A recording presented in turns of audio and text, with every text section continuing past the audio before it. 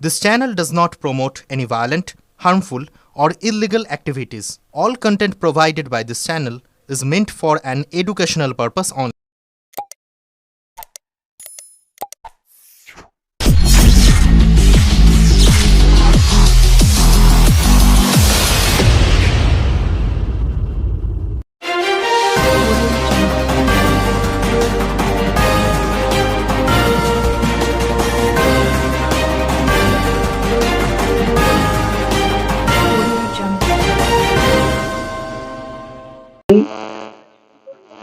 এটা একটা মার্ক্সবাদী communist party CPM এর ট্রেড ইউনিয়ন, তাদের কোনো রেজিস্ট্রেশন নাম্বার নেই এবং কাজ বন্ধ করে কোনো আলোচনা হয় না। ট্রেড ইউনিয়ন নিয়মের ভেতর যেটা রয়েছে,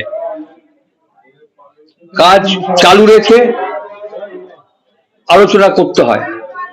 আর আমরা যখন এর আগেও এরা এইসব করেছিল, তখন সরকারের পক্ষ থেকে সুডার চেয়ারম্যান জলি চৌধুরী, জেলা শাসক, এসডিও ম্যাডামরা এসে মিটিং করে বলেছিলেন যে 60-এ রিটায়ারমেন্ট করাতে হবে, সরকারের নিয়ম।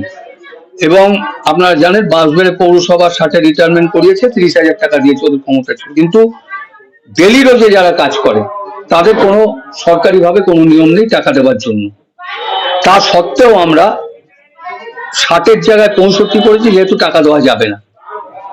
এবং তারপরে আমরা গত বোর্ড মিটিং এ সিদ্ধান্ত নিয়েছি যে আমরা 6 মাসের মায়না প্রায় 50,000 টাকা সেটা তাদের দেব। তাদের সাথে কথা বলা হবে যে তারা মাসে মাসে নেবেন না 6 মাস ধরে, রিটায়ারের পরে যাতে চালাতে পারেন, না এককালীন 50,000 টাকা নেবেন। যে যেটা অপশন দেবেন, এই অপশন থাকবে, আমরা সেইভাবে তাদের দিয়ে দেবো। এবং তাদের 2রা জুলাই থেকে আমরা নোটিশ করার কথা, যে নোটিশ করে তাদেরকে সেই কাজটা করা হবে। এবং মেজরিটি পৌর সদস্য তারা এটা সবাই বলেছেন না, এটা করতে হবে। তো কালকে আমাদের বোর্ড মিটিং ছিল, সেখানে এসে তারা অবরোধ করে। এবং আপনারা জানেন ট্রেড ইউনিয়ন অ্যাক্টে ভোটাভুটি করতে হয় স্ট্রাইক করতে হলে।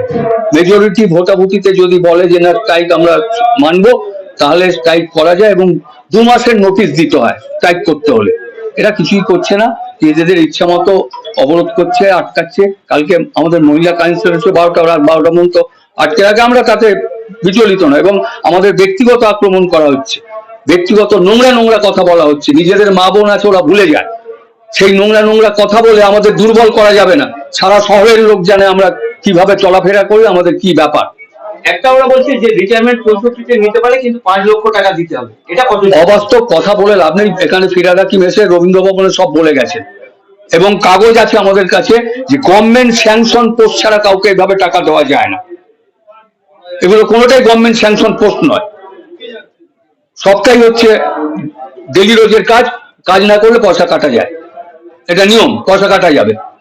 আমরা গতবার মানবিকতার খাতির গত 2বার পয়সা দিয়েছি, কিন্তু আমরা এবার পরিষ্কার জানিয়ে দিয়েছি স্ট্রাইক দেয়নি। যেহেতু ডিএমএসডিওরা বলেছেন যে স্ট্রাইক করে আমরা আলোচনা করবো না, ওরাও বলেছেন আমরা স্ট্রাইক করলে আমরা আলোচনায় বসবো না।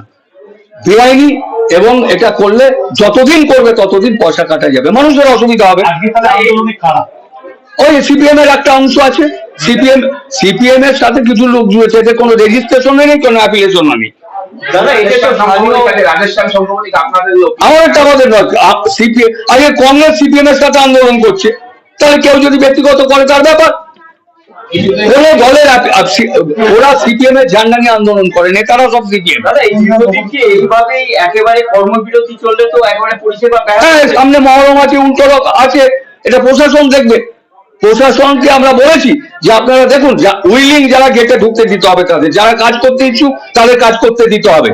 2 হচ্ছে মাইকের কোনো পারমিশন নেই, এখানে পরিষেবার জায়গা। মাইক লাগিয়ে এখানে প্রতিদিন চিৎকার চেঁচামেচি করা, মানুষকে বিভ্রান্ত করা।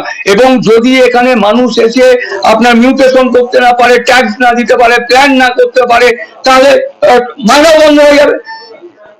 স্থায়ী সমাধান কি এখন বার করতে পারে? স্থায়ী সমাধান আমরা বলেছি, প্রশাসন যেটা সিদ্ধান্ত নেবেন সেটাই হবে। সাধারণ প্রশাসন যেটা আলোচনা হয়েছে, পুলিশ প্রশাসন আলোচনা হয়েছে, তারা তাদের বলেছেন যে কথা বলবেন, কথা বলে যেটা জানাবেন সেটাই হবে। এরা বলছে তো আমরা দীর্ঘক্ষণ চালিয়ে যাবো, দখল সারা রাত করুক না, ওদের কথাটা তো কথা নয়, নিয়ম, দেশের আইন। আমি চুরি করছি, আমি ডাকাতি করছি, আমি পকেট মার করছি বলে এটা কি আইন নাকি দেশের? বেকার সমস্যার সমাধান হচ্ছে পকেট মেরে, এটা তো আইন হতে পারে না। কাজ বন্ধ করে দিয়া বন্ধ করে ইয়ে করবো, আন্দোলন করবো, পয়সা দিয়ে দিতে হবে, ওটা ওদের কথা। দাদা মাসের প্রথম দিনেই কি তাহলে পৌরসভা অচল অবস্থা? অচল অবস্থা চেষ্টা হচ্ছে, আমরা প্রশাসনকে জানিয়েছি, প্রশাসন প্রয়োজনে, প্রশাসন এমনি বলে যে এটা বেআইনি বন্ধ করা যাবে না, এবং এরকম বন্ধ করে কোনো আলোচনা হয় না, ট্রেড ইউনিয়নের এটা নিয়ম। এই পৌরসভায় খুব কম সংখ্যক স্থায়ী কর্মচারী আছে, বেশিরভাগটাই অস্থায়ী, কিন্তু তারা তো ঢুকতে পারেন পৌরসভা। ঢুকতে দেওয়া হচ্ছে, পারেনি নয়, বাধার সৃষ্টি করা হচ্ছে। যারা উইলিং তাদের কাছে আমরা সই করিয়ে নিচ্ছি।